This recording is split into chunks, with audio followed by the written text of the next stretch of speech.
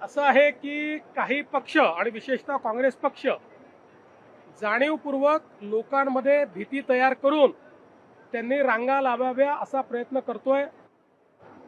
केंद्र सरकारने, गॅस कंपन्यांनी, सचिवांनी स्पष्टपणे सांगितलेलं आहे, घरगुती गॅसचं कुठेही संकट नाही।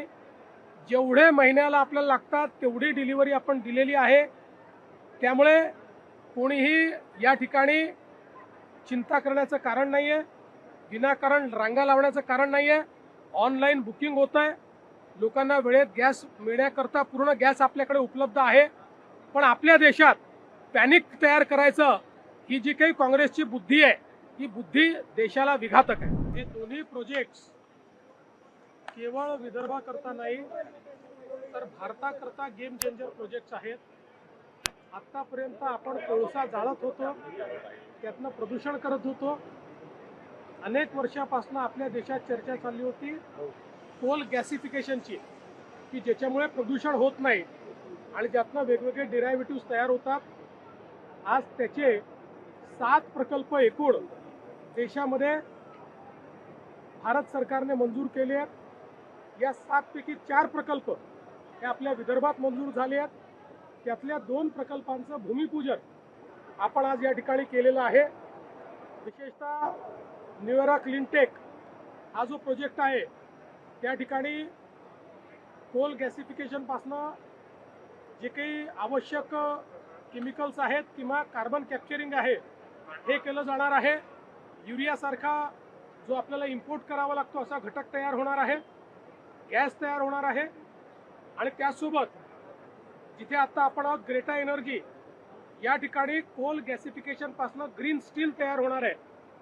जगाच्या अनेक देशांमध्ये केवळ प्रदूषण न करणाऱ्या प्रक्रियेतनं तयार झालेलं स्टील विकत घेतात, त्याला ग्रीन स्टील म्हणतात।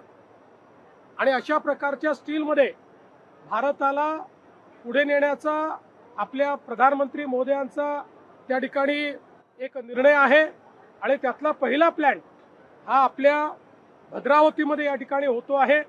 आज त्याचं भूमिपूजन झालं आहे, त्याचा पहिला टप्पा ते 2 वर्षात या ठिकाणी करणार आहेत।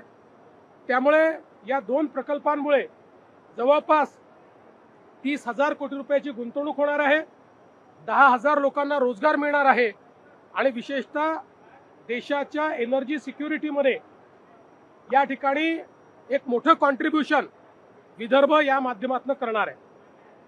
युद्धामुळे कुठेतरी संकट जाणवत आहे, गॅस सिलेंडरच्या लोकांनी रांगा लावल्या, काय सांगाल?